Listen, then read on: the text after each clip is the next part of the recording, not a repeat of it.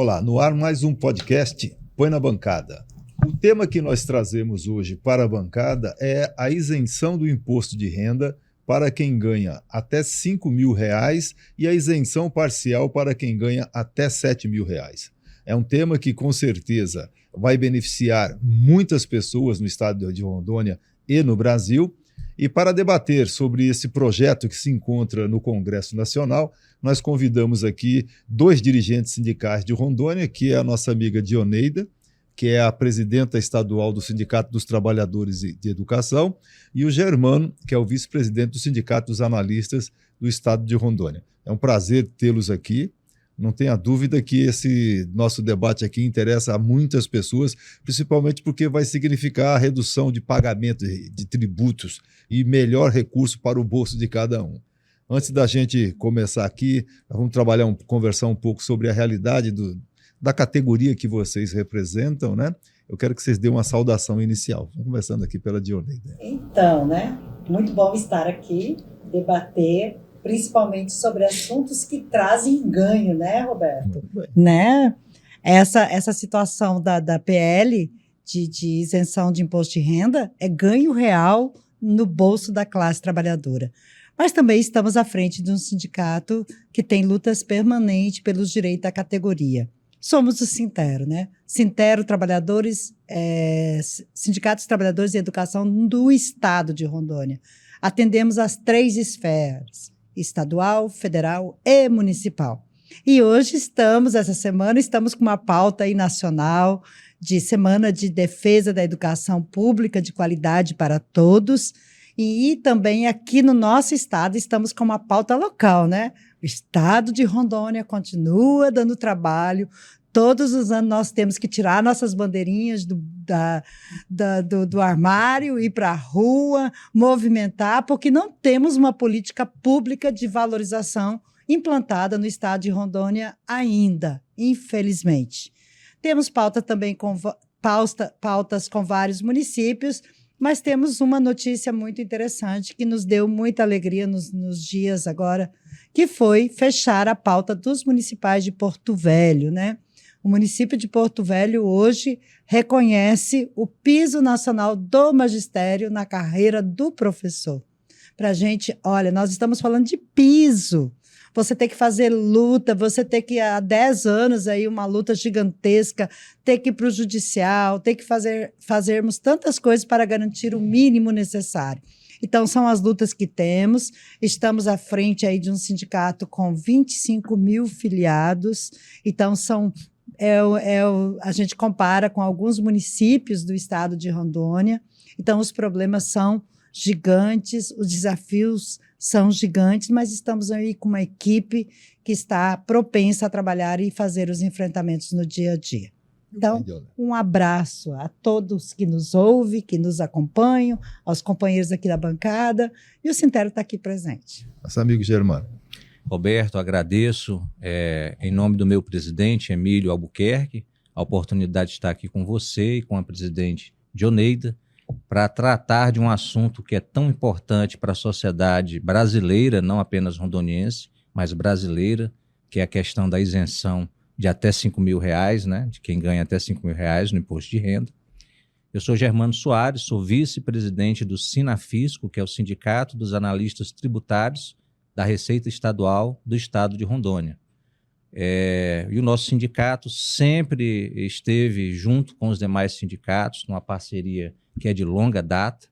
Nós temos um grupo chamado Sindicatos Unidos, né, onde estão mais de 15 sindicatos estaduais de Rondônia. Então, essa interação entre os sindicatos é frequente. E especificamente do nosso sindicato, dizer que nós sempre trabalhamos tentando mostrar ao governo que o servidor ele é capaz, ele tem capacidade de fazer uma entrega melhor para a população e, por isso, merece ser reconhecido. Então, essa sempre foi a linha de atuação do nosso sindicato. Primeiro, mostrando o valor do servidor e, com isso, indo em busca de melhorias, seja de condições salariais, seja de condições de trabalho.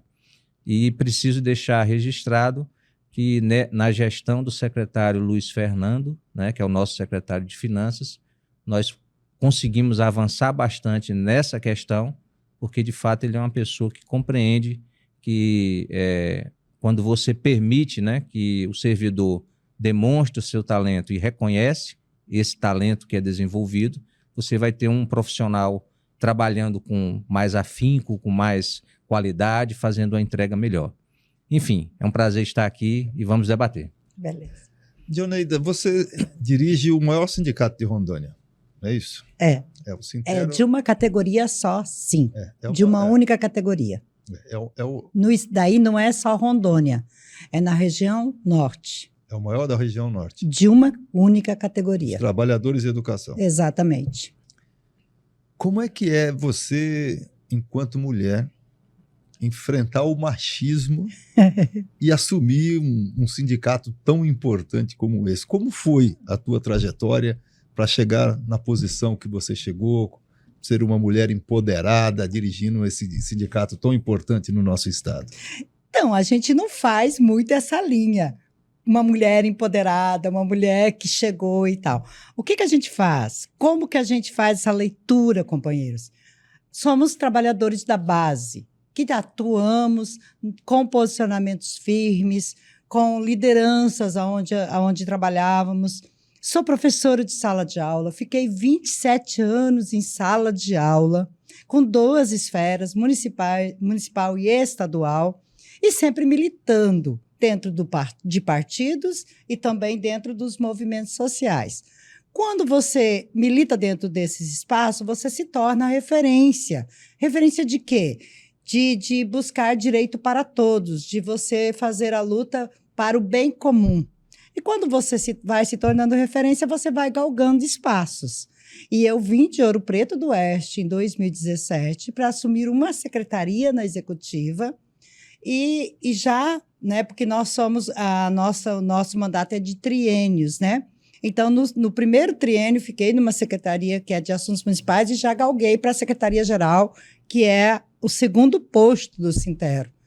E fiquei 2 mandatos junto com a professora Leonilda, outra mulher que veio do interior também à frente. A Leonilda ainda tem um viés mais difícil do que o meu, né? Uhum. Porque a gente sabe como é o estado de Rondônia, com o racismo, com tudo isso, e a Leonilda é uma mulher negra, né? Então, a Leonilda veio, ocupou esse espaço, teve todo o nosso companheirismo, toda essa luta. E eu, na vice, que é o que a Secretaria-Geral do Sintero é o segundo posto, galguei agora para a presidência. É fácil? De jeito nenhum. Por quê? Primeiro, nós, como mulheres, não temos uma jornada dupla, nós temos tripla, quádrupla, né? Porque nós somos mães, somos esposas, somos tudo isso e ainda gostamos de nos cuidar também, né? Então, você tem todo esse viés. Não é fácil. Temos homens, companheiros muito, muito gentis, muito, né, parceiros que nos ajudam a manter espaço, mas também enfrentamos a dificuldade de que o homem fala e você obedece. Então, nós quebramos muitos paradigmas aqui em Rondônia nesse sentido. Estou aqui, me respeita, sou igual a você, tenho capacidade, mas sem agressões, porque não é briga entre homens e mulheres, são direitos iguais que nós buscamos para conquistar. E quem se mantém é porque tem algo a oferecer. E não simplesmente pela luta do gênero, mas por qualidade de lideranças.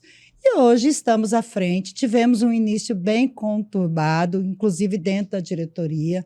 Hoje já estamos conseguindo um espaço onde o respeito ele permanece, ele equilibra e as lideranças estão florescendo. Graças a Deus, o Sintero é um celeiro de lideranças. Então, hoje nós temos uma diretoria composta de 15 membros na executiva e 81 no total, porque nós somos gigante mesmo, né, a nível de estado. E a gente vê que tem muita gente boa e preparada para assumir esse posto de presidência. Quais os principais desafios da categoria hoje? Os principais desafios da categoria hoje são falta de políticas públicas que cuidem do servidor. Não é nem cuidar do servidor no sentido só financeiro, mas é também condições de saúde, condições psicológicas, condições de trabalho, mas o gargalo sempre será valorização. A carreira, eu estou falando agora do professor. A carreira do professor, nesse momento, está passando por um momento muito crítico. Se não tiver um investimento para ela se tornar atrativa, dentro de 10 anos nós teremos uma situação bem complexa para que alguém queira ocupar esse espaço, porque a sociedade nos sobrecarregou com demandas que não seriam nossas. Educação, violência, a desestruturação da sociedade é o reflexo do que nós temos na escola hoje. Então, os nossos profissionais hoje perpassam por falta de valorização e estão totalmente à mercê de uma sociedade violenta e desequilibrada. Então, a escola não é mais aquele local seguro do sonho de todo mundo, mas se tornou um espaço onde a gente já não pode mais dizer estou seguro aqui dentro, meus filhos estão bem cuidados devido à situação que estamos do lado de fora. Qual a alternativa? Como que a gente faz? Porque essa é a realidade. É isso. Eu não sei se esse grau de violência que você cita aí se dá só a partir de hoje, mas historicamente me parece que a escola ela é um retrato daquilo que acontece na sociedade. Ela é. Eu lembro muito bem de uma época em que se discutia que a questão da implantação da merenda. Uhum. Tinha uma crítica, não, escola não é restaurante. Exato. Só que nós temos uma realidade, quem está na realidade, quem está lá no bairro, quem está naqueles locais mais afastados, a única refeição daquela criança é lá dentro da escola. Exatamente. Então a escola foi se adaptando e tendo um papel social muito importante. Isso sem falar na questão tecnológica. Você está falando que vai ter pouca gente para disputar, querer ser professor, e aí vem essa inovação tecnológica com um conjunto de recursos, tudo aqui, que eu entendo que ela tem que ser um suporte para o professor e não substituir o professor. Exato. Mas nós já estamos vendo em alguns lugares aí que está substituindo os professores. Vocês têm algum enfrentamento com relação a essa questão? Temos. E vocês trouxe para a mesa, Germano, até peço desculpa porque o sobrinho traz um assunto para a mesa que a gente gosta de discorrer, né? Porque são pontos cruciais e não só para quem trabalha na educação, mas que a sociedade fique atenta a isso, né? A pandemia, se tem uma coisa de bom que a gente pode dizer da pandemia, foi que ela comprovou que criança, o lugar dela é na escola. Que educação se faz com compartilhamento, com convivência, com construção coletiva. Então, todas essas demandas que são colocadas para a gente hoje de não valorizar o profissional, de não ter uma política que acompanhe o profissional, que acolha. Tanto que hoje nós estamos com 12% dos profissionais nossos laudados. 12%. 12% laudados. Quer dizer o quê? Porque doentes que adoeceram devido à profissão.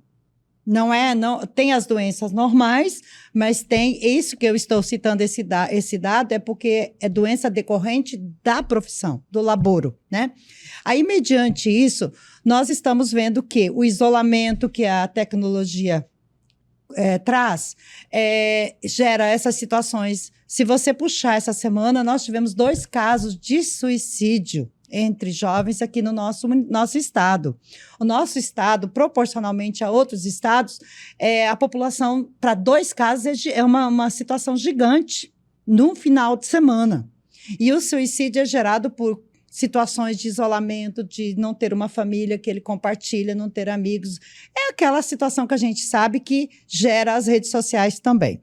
Aí a escola assumiu papéis que não são dela, mas sem ela ficaria muito mais difícil nós ter uma sociedade equilibrada. Mas, Dioneida, desculpa, mas nesse caso das redes sociais, da influência da tecnologia para os alunos, esse suicídio, esses dados que você deu, os professores estão preparados para lidar com essa realidade? É disso que nós estamos falando. Aí era onde nós temos que convertir. Você coloca todos os dados na mesa, você vai colocando as dificuldades, e agora? Faça o que com isso?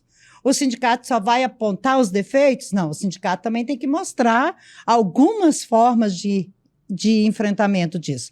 Então, nós tivemos há 2 anos atrás, só para lembrar, aquela situação das das escolas onde os comandos ocuparam e ameaçaram os profissionais. Lembram disso? Aqui em Porto Velho foi 2 escolas que fecharam as portas devido às gangues estarem em volta.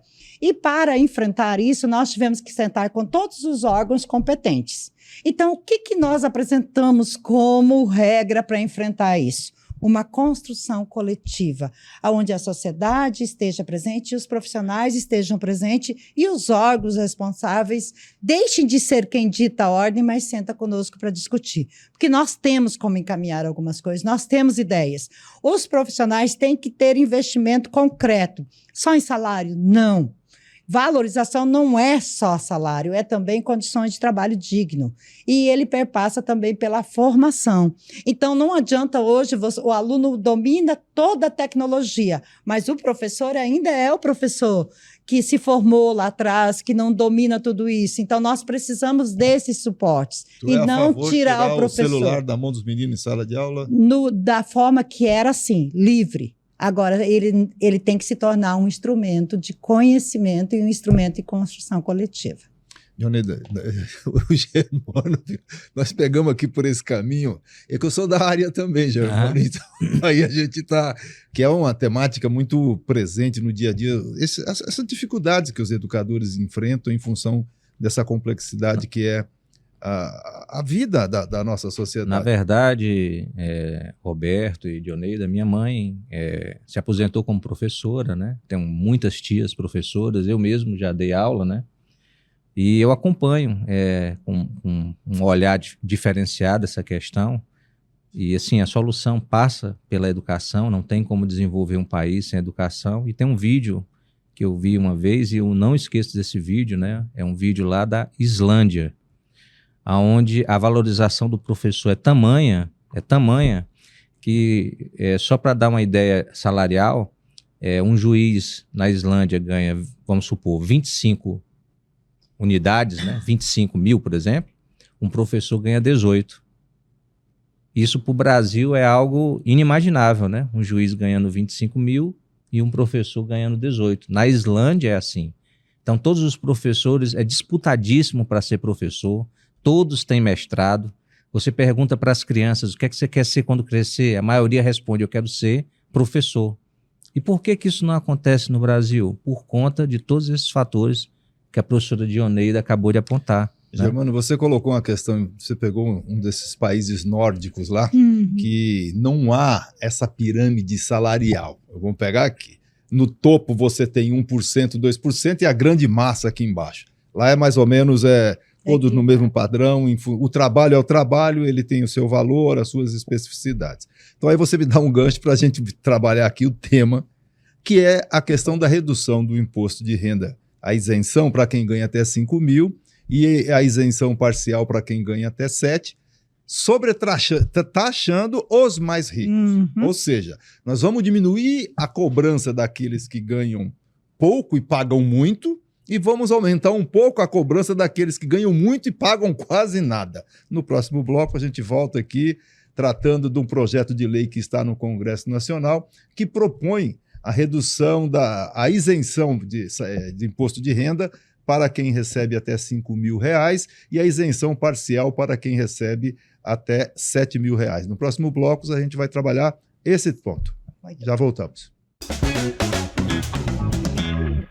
Retornando mais um bloco, nós estamos recebendo aqui hoje a Dioneida, que é a presidenta estadual do Sindicato dos Trabalhadores de Educação, e o Germano, que é vice-presidente do Sinafisco, dos analistas daqui do estado de Rondônia. O tema que nós estamos tratando é referente à redução das taxas de cobrança do imposto de renda. Ou seja, para quem ganha até 5 mil reais, haverá a isenção e para quem ganha até 7 mil reais, haverá um desconto parcial na tabela do imposto de renda. Então, o tema hoje que nós estamos trabalhando aqui é a redução do imposto de renda. E para começar esse bloco, eu vou pedir aqui para o Jardes, para ele botar aqui, só uma pequena introdução aqui do que significa essa questão do imposto de renda. Vocês aí em casa podem nos acompanhar. É um projeto de lei que se encontra no Congresso Nacional. Ele propõe a isenção do imposto de renda para quem ganha até 7 mil, sendo Isenção total do imposto de renda para quem ganha até R$ 5.000. Redução do imposto para quem ganha até 7 mil. E cobrança maior dos super ricos, ou seja, aqueles que ganham mais de 600 mil reais por ano. Qual é o impacto aqui em Rondônia? O que significa esse projeto para Rondônia? A Receita Federal divulgou recentemente um dado demonstrando que 117 mil contribuintes serão beneficiados, sendo que 75.700 vão ficar totalmente isentos, não vão pagar mais imposto de renda. E 41 mil vão pagar com redução parcial da tabela lá. Isso significa, a proposta que foi apresentada pelo presidente Lula no Congresso Nacional, ela visa buscar essa questão da justiça tributária. Nós conversávamos há pouco, pegando os países nórdicos, os países da OCDE, onde não existe tanta desigualdade de renda. Então, a proposta para garantir que quem ganha até 5 mil deixe de pagar o imposto, o governo precisa buscar compensar essa fonte. Então, a proposta é justiça tributária. Quem vai pagar mais com a nova regra? Apenas os super ricos, que representam 0,13% da população. Não é nem 1% da população. E o exemplo aqui, um investidor que hoje paga 2% vai passar a pagar 3%. Um empresário que paga 8,2% pode passar a pagar até 10%. Um exemplo aqui prático do que significa essa redução do imposto de renda. Um motorista que tem um salário de R$ 3.650, ele pode ter uma economia de mais de R$ 1.000 no ano, que ele vai deixar de pagar para o leão. Uma professora com salário de R$ 4.867. É o piso, esse é o valor do piso. Esse é o piso. Esse é o piso hoje. Para quem está no início de carreira. Uma professora com salário de R$ 4.867, ela chega a economizar quase R$ 4.000 no ano, é quase um 14º salário. E um autônomo com rendimento de R$ 5.450, ele vai ter uma economia de mais de R$ 3.000, ou seja, é algo significativo para o andar de baixo da pirâmide. Então aqui agora eu vou colocar para vocês dois, o que significa essa redução para quem ganha até 5 mil, o que significa para essa parcela até 7 mil, como isso afeta na categoria de vocês e como vocês analisam essa proposta. Bom, eu queria tomar a liberdade, primeiro contextualizar, né, a situação tributária no país em relação a outros países, né? Algumas pessoas dizem assim, o Brasil é o país que mais tem carga tributária. Isso não é verdade. O Brasil tem uma carga tributária em 2024, foi de 32,32%. Nós temos vários países que têm uma carga tributária acima de 40%, 50%, caso da Itália, Dinamarca, França, Finlândia. Todos esses países têm carga tributária maior. Qual é a diferença? A diferença é que o serviço que é prestado à população por esses países é um serviço de qualidade. Então você tem estradas de boa qualidade, você tem segurança. Então, assim, você vê o que você pagou retornando para você. No Brasil, a gente paga um valor elevado, sim, não é o mais elevado, mas é um valor elevado, mas como nós não temos esse retorno, nós temos a sensação que é bem maior o que a gente paga. Outra questão que é importante salientar para quem está assistindo o nosso debate é que nos Estados Unidos e em países da Europa, a carga tributária é concentrada na renda e no patrimônio. Ou seja, aqueles que ganham mais pagam mais. Aqueles que ganham menos, pagam menos. Aqui no Brasil é o contrário. A carga tributária é concentrada no consumo, ou seja, nos produtos que nós compramos. Então, aqueles que ganham menos, proporcionalmente, pagam mais. Você quer dizer que ela cobra de quem ganha menos, paga mais do que quem ganha mais. Exatamente. É regressivo, é um imposto regressivo. Nos Estados Unidos, em países da Europa, é assim. Quem tem patrimônio, né, imóveis, terrenos e renda elevada, né, investimentos, etc., esses pagam mais. Isso responde por 2/3 da carga tributária. Já no consumo, os impostos sobre o consumo, os produtos que nós consumimos, né, no supermercado, veículos, etc., lá esses impostos são bem mais baixos, né? Aqui no Brasil é o contrário. A carga tributária está no consumo. De uma maneira simples, para quem está nos assistindo entender, qualquer um de nós que for ao supermercado comprar uma latinha de refrigerante ou uma garrafinha d'água, nós vamos estar pagando o mesmo imposto que um bilionário. Perfeito. Então, por isso é tão desigual, por isso é tão cruel. Ah, Germano, e como é que funciona isso? Quem ganha até 2 salários mínimos, ele gasta praticamente todo o seu salário comprando alimentação, comprando roupa, enfim, ele gasta praticamente todo o seu salário no consumo. E é no consumo que está a tributação. É por isso que o que ganha menos, proporcionalmente, paga mais, porque ele gasta quase tudo em consumo e a tributação está no consumo. A reforma tributária, de fato, ela não tratou desse assunto. Essa é a grande verdade. A reforma tributária veio para simplificar a maneira de cobrar os tributos, mas não atacou o problema da justiça, estava escrito ali há pouco, a justiça fiscal ou justiça tributária. Ela não atacou esse problema. O governo federal, o que é que ele fez? Certamente ele verificou que isso não ia acontecer na reforma tributária. O que é que ele fez? Primeiro passo, ele isentou as pessoas que ganham até 2 salários mínimos.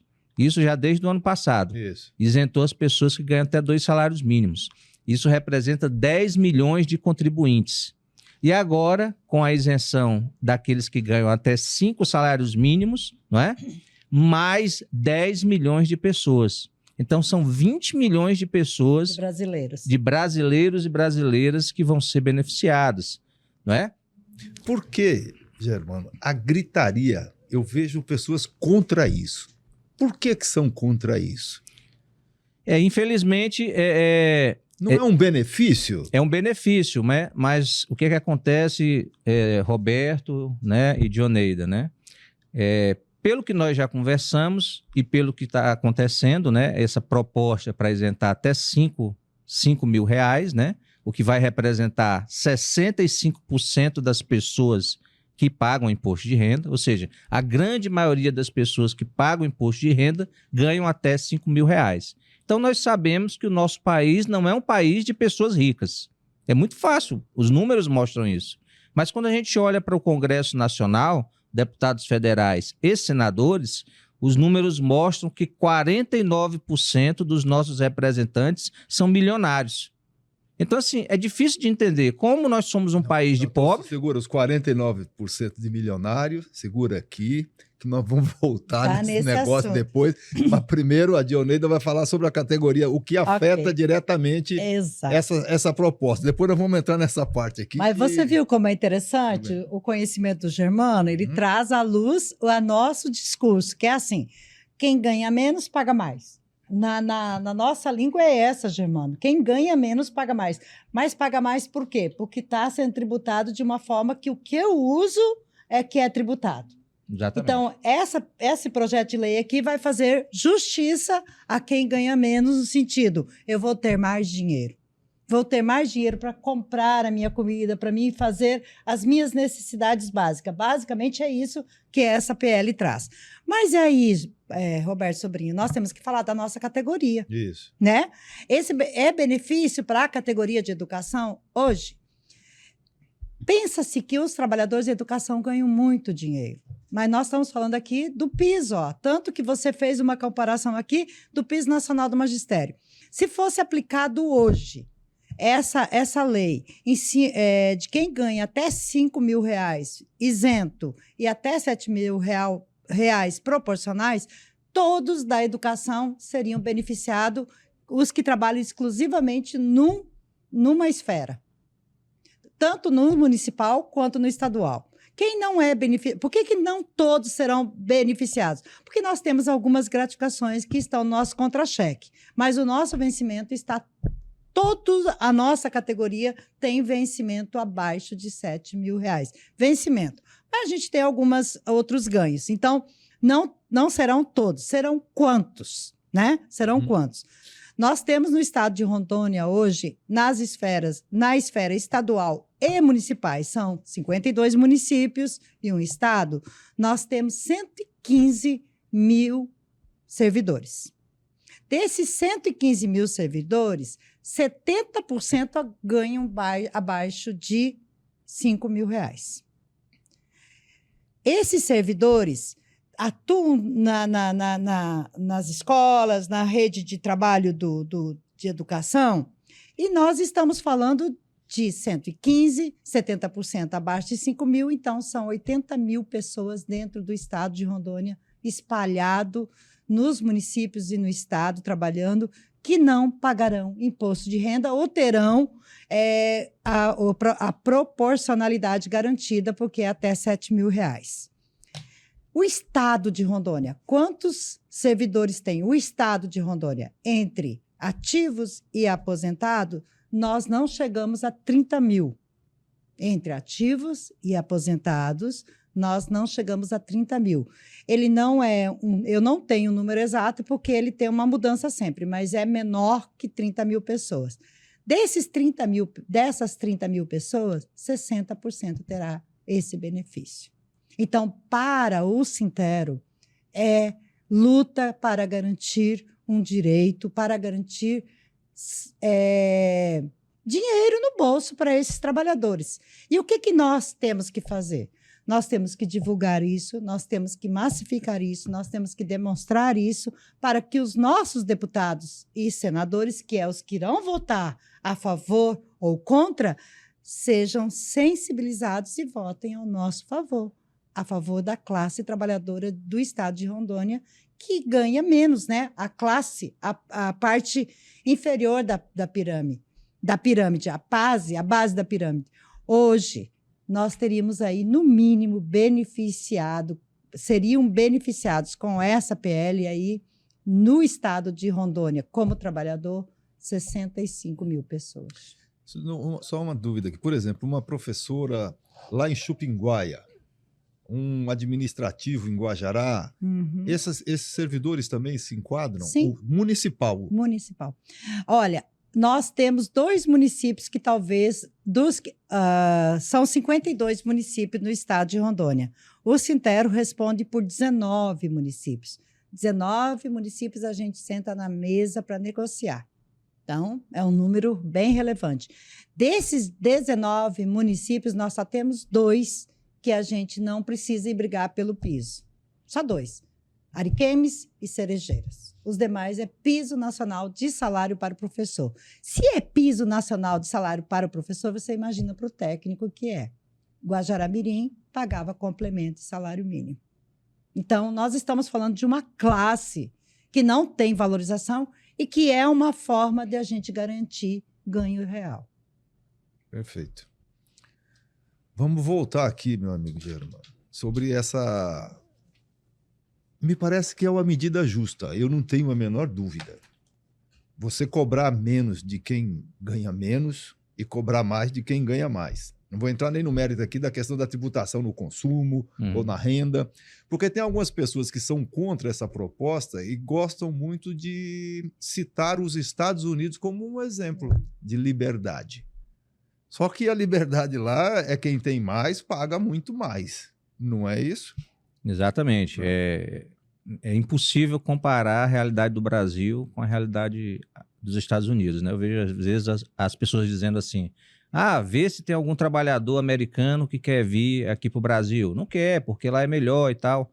Só que, assim, conheço pessoas que já fizeram viagens, né, para os Estados Unidos e tal, para a Disney, e viram lá pessoas idosas trabalhando ainda, apanhando o papelzinho no chão. Essa é a realidade. Eles trabalham até a morte, literalmente. Então, assim, eu vejo também pessoas que dizem assim, mas eu quero trabalhar até morrer. É um direito seu, você tem direito de escolher trabalhar até morrer. Mas daí você querer que a todos sejam imposta essa realidade, aí é uma coisa totalmente diferente, né? Não tem como não retornar, porque você falou nos Estados Unidos, por que a gente assiste os filmes americanos e nós vemos os policiais em carros lindíssimos, Land Rover, por exemplo? Como um policial daquele consegue comprar um carro daquele? Porque a tributação não está no consumo. É por isso que eles andam naqueles carros. Aqui no Brasil, você anda num Corolla, num City, as pessoas acham que você é rico. Corolla e City nem aparecem nos filmes americanos, porque lá é carro que para eles não serve. Então, assim, são realidades totalmente distintas, né? Não dá para comparar, de fato. Quem faz isso está querendo levar para um lado que não tem sentido. E eu queria só pontuar, né? Falei sobre os milionários no Congresso. Na verdade, foi uma pesquisa que foi feita e eles próprios se declararam milionários. Isso deu 49% da população. 49% dos parlamentares. Dos parlamentares, senadores e deputados. Milionários. Milionários. Aí isso traz uma reflexão. Uma perguntinha. Pai, faça a reflexão. A reflexão é como eles conseguem ser eleitos se a maioria é pobre, né? Uma boa pergunta. Né? Uma boa pergunta. Como eles conseguem ser eleitos né? Se a maioria é pobre. Né? Não, então vamos lá. Como é que esses milionários conseguem ser eleitos com a maioria pobre? Dioneida. Antes, eu vou provocar o Germano. Então provoque. Porque essa pauta, nós somos de apontar algumas situações, então eu quero provocar. Se nós fizemos um levantamento no final do ano passado com o gasto que houve na eleição municipal de Porto Velho. Individualmente, os eleitos, nenhum gastou menos de 500 mil, né? E aí a gente faz a conta que para ele rever isso durante o mandato não tem como, não tem essa situação, não tem esse rendimento de gastar 1 milhão, 2 milhões numa eleição. De onde virá isso para repor isso? Então, o fato de estar nesses espaços é o poder de poder fazer barganhas, que a gente diz isso. Então, acontece toda essa situação. Por que pobre não vota em pobre? Por quê? Por que diga. Por que o pobre vota no rico? Diga. Porque não se sente representado. No pobre. O pobre não se sente representado porque há o domínio, né? E aí é que entra a nossa pauta de educação.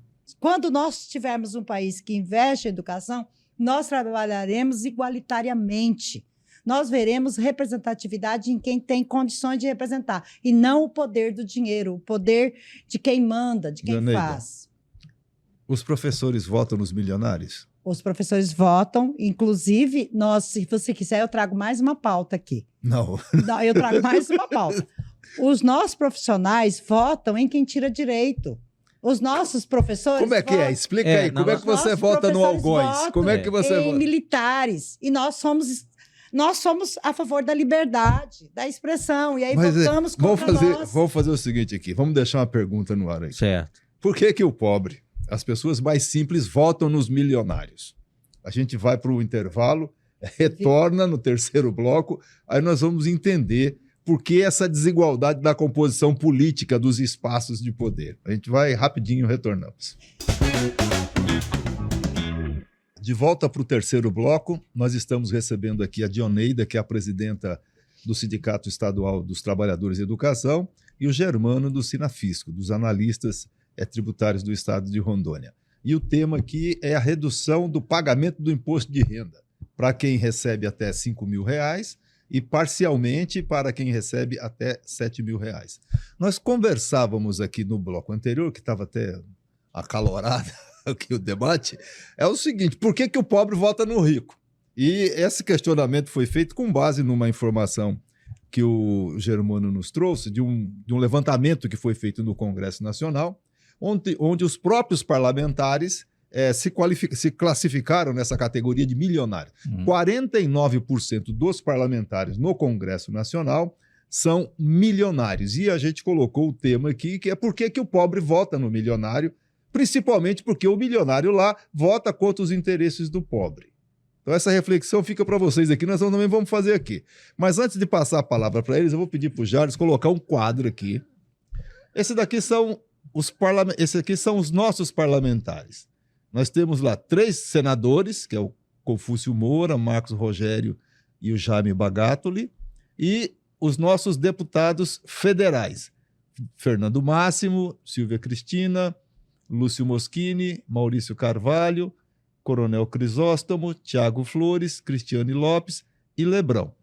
E nós fizemos uma pesquisa, um levantamento a respeito da posição dos deputados e senadores de Rondônia com relação a votar no projeto que o presidente Lula encaminhou para o Congresso, que isenta de pagamento do imposto de renda quem recebe até R$ 5.000 e parcialmente quem recebe até R$ 7.000. E o resultado da nossa pesquisa inicial nos deixou aqui, e vocês vão ajudar a entender por que isso está acontecendo, me deixou assim bastante assustado, porque pela posição da bancada federal de Rondônia, os nossos servidores, os nossos trabalhadores, a população de Rondônia não vai ter redução do imposto de renda, vai ter que continuar pagando. Se depender da bancada federal, quem ganha até 5 mil, até 7 mil, vai continuar pagando o mesmo valor que paga hoje, porque a tendência e o pronunciamento deles é votar contra esse projeto. O único que vota a favor a isenção do imposto de renda para R$ 5.000 é o senador Confúcio Moura. Frente a essa realidade, vocês que são sindicalistas, o que pretendem fazer para sensibilizar esses senhores para que votem a favor desses trabalhadores? Ou seja, 10-1, né, Germano? 10-1. Dá 10-1, é? 10-1. É igual o 7-1 lá atrás, né? Mas antes do Germano, eu gosto muito de ouvir também. Nós não podemos esquecer que essa PL também traz a isenção para quem tem aposentadoria por doença até R$ 20.000. Então, também são 3 tópicos que a gente não pode esquecer. Quem se aposenta por doença e tem um rendimento de R$ 20.000 também será isento através desse projeto de lei. O que nós iremos fazer? Nós já sabemos, né, Germano? Uhum. Vai lá. Na verdade, eu queria só voltar à questão do porquê essa maneira de votar da população, Olha aqui, né? Germano. Olha aqui, direto para as pessoas, por que o pobre vota no rico? E aí eu gostaria de dizer, eu já falei isso em outra oportunidade, e que isso eu acho que deve ser sempre repetido, né? É o conceito de representatividade. As pessoas não compreenderam, o trabalhador não compreendeu o conceito de representatividade. Representatividade significa eu escolher alguém que vai de fato me representar. Então, se eu sou um trabalhador, se eu tenho os meus sofrimentos, as minhas dores, as minhas necessidades, quem conhece disso é quem passa por isso. Então, muitas vezes a gente vê um trabalhador do comércio votar num grande agricultor. E aí, quando ele chega lá no Congresso, ele vai defender as pautas dos agricultores. E aí aquela pessoa que votou diz assim, engraçado, mas ele não vota nada a meu favor? Mas é claro, ele é um grande agricultor. O que interessa a ele, o que está na mente dele, o dia a dia dele, é a agricultura. Então ele vai buscar assuntos relacionados à agricultura e trazer benefícios para a área de atuação dele. Aí um servidor público vota num grande empresário. Aí quando chega lá, o grande empresário só defende as pautas do empresariado. E aí o servidor público fica lá. Ué, mas engraçado, ele não está preocupado com a minha aposentadoria, ele não está preocupado que aumentou a minha contribuição para o Iperon. Claro que ele não está preocupado, meu filho, isso não faz parte da realidade dele. Então, a questão passa pela representatividade. Eu acho que a resposta vai mais ou menos nesse caminho. Qual seria o caminho, então, para essas pessoas? O caminho é essa reflexão, né? Refletir que eu preciso escolher pessoas, eu gosto de dizer isso. Escolha alguém que seja parecido com você. Escolha alguém que você olhe para ela e diga assim, nossa, a Dioneida é parecida comigo. A Dioneida é professora, minha mãe foi professora, a Dioneida é servidora, eu também sou servidor. A Dioneida trabalha, eu também trabalho. A Dioneida pega ali o mesmo, almoça no mesmo lugar que eu. Agora você escolhe uma pessoa que não tem absolutamente nada a ver com a sua realidade e depois estranha porque ela vota diferente. Não, ela está sendo coerente. Incoerente é você que vota numa pessoa que não há ligação nenhuma com você nem com a sua categoria. Eu acho que é por aí. Jales, bota de novo o quadro aqui. É histórico para as pessoas né, em casa.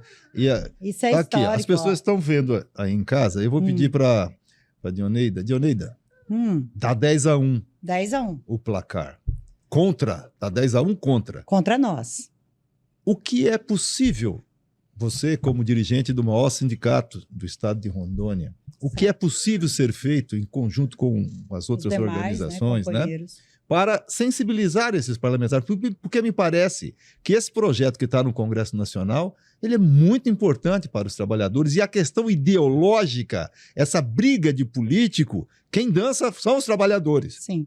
Tá? O que precisa ver para sensibilizar esses parlamentares? Então, nós já conversamos um pouco sobre isso entre nós, né? Aham. Inclusive com a sua participação, né, Aham. Roberto? E nós estamos aí trazendo isso para ser debatido com a sociedade. Quem é a sociedade? Nós, né? A categoria de educação vai debater esse assunto. E estaremos debatendo conjunto com os demais. Porque nesse momento, você foi muito pontual. Ideologia partidária é uma coisa que cada um tem o direito de seguir, fazer o que quer, mas nesse momento nós estamos defendendo a classe trabalhadora, defendendo a base da pirâmide, que é o que mais sofre. Então, nós estaremos já, a partir de amanhã, já convido os demais companheiros para estar conosco. Amanhã nós estamos com um dia de paralisação nacional e teremos uma audiência pública na Assembleia Legislativa às 14 horas. E esse assunto já começa a ser pauta dos nossos debates. Nós estaremos divulgando, trabalhando em redes sociais, fazendo agenda pelo interior com os nossos vereadores, com os nossos prefeitos, porque os nossos deputados não chegaram lá por acaso. Eles têm um nicho onde eles têm voto. Então, nós estaremos trabalhando regionalizado também para que chegue até eles a nossa reivindicação e o nosso ensejo. Estaremos trabalhando essas pautas em redes sociais, estaremos trabalhando juntamente com os demais sindicatos, nos municípios e também, daí já é contigo, porque isso nós iremos trabalhar contigo a forma de enquete e também a forma de trazer esses deputados para o debate. Porque é necessário ouvir deles também o motivo de votar contra a população. Porque agora eu não sou muito dessa linha de ir para o embate da linha política, do partidarismo. Mas nesse momento nós temos um governo do campo popular que manda uma PL que beneficia a população. Aí, porque eu não sou do campo do governo, não sou da base aliada, eu voto contra e não faço análise de que é essa PL. Essa PL é benéfica à população brasileira, é benéfica a todos nós e traz equilíbrio entre as classes no Brasil. Então, nós iremos fazer uma defesa contundente, iremos conversar com os nossos deputados, iremos conversar com os nossos senadores, iremos mudar esse voto. Pode ter certeza disso. Nós vamos ajudar essa caminhada de vocês aqui no podcast com as nossas limitações, mas nós vamos lançar uma enquete aqui, uma enquete virtual. Nós vamos montar isso em todas as redes para a população opinar. O questionamento que nós vamos formular é o seguinte: se as pessoas concordam com a isenção e pedem para os deputados e senadores votarem a favor da isenção, ou se elas são contra essa isenção e os deputados estão certos e têm que votar contra. Nós vamos lançar isso para o estado inteiro, vou pedir, inclusive, o apoio de vocês para a gente dar a maior publicidade nisso. Vamos votar para a população. É uma forma de consulta popular, né? Virtual, e esse poder e essas redes têm um poder muito grande, elas vão longe, ainda mais se tiver o apoio, estiver antenado com o movimento de vocês aí. Roberto, queria destacar que obviamente que para alargar nessa faixa de isenção até R$5.000 e de 5 a 7, né, ter aquela redução, recursos vão ser... O governo vai abrir mão, né, de aproximadamente 27 bilhões de reais. E esses recursos precisam ser repostos de alguma forma, que foi justamente o governo optou por criar a alíquota mínima, né, para os contribuintes de alta renda, que é aquela tabelinha que vai de 600 mil, né, quem ganha de R$600.000 por ano, até 1,2 milhões por ano, tá certo?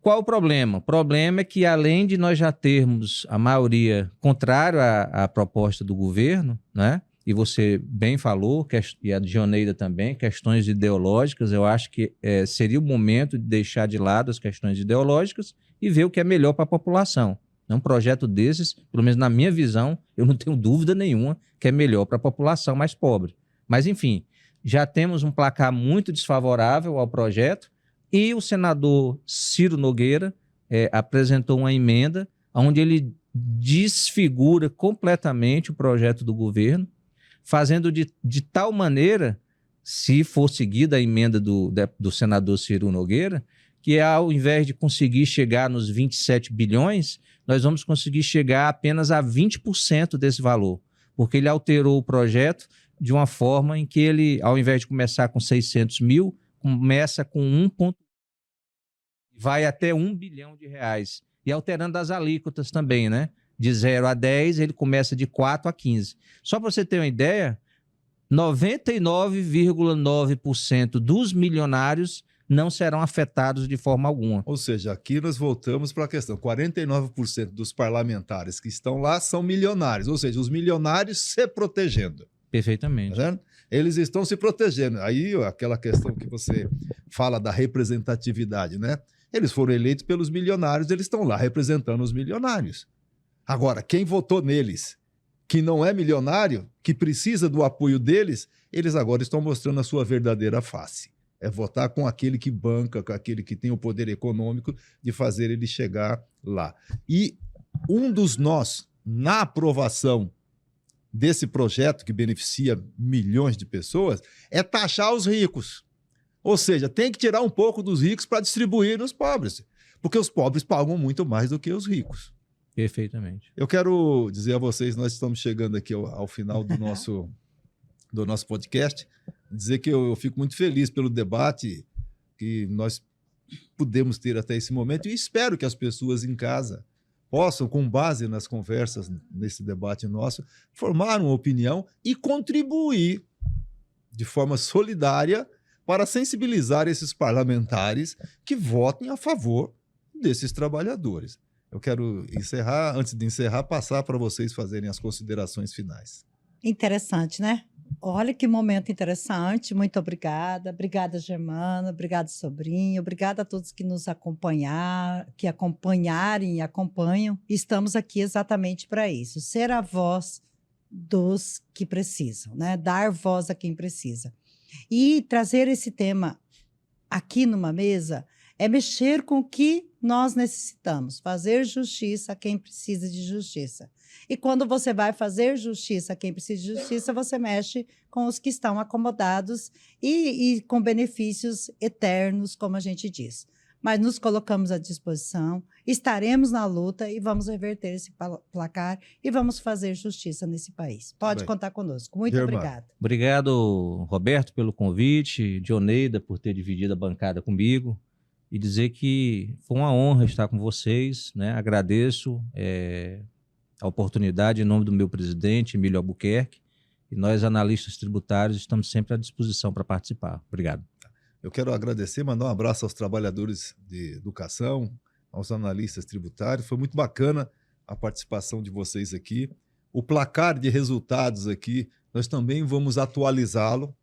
Conforme vocês vão sensibilizando esses parlamentares, conseguimos mais um, nós vamos divulgar também isso. Nós vamos manter vamos dar visibilidade a este problema, tá? Porque eu sei que isso interessa a milhares de pessoas aqui. E também, a partir de hoje, né, após o nosso programa aqui, nas nossas redes sociais, nós estaremos lançando uma enquete pedindo para a população votar se é a favor da isenção ou se é contra a isenção. Se é a favor que os deputados votem pela isenção ou que os deputados e senadores votem contra a isenção.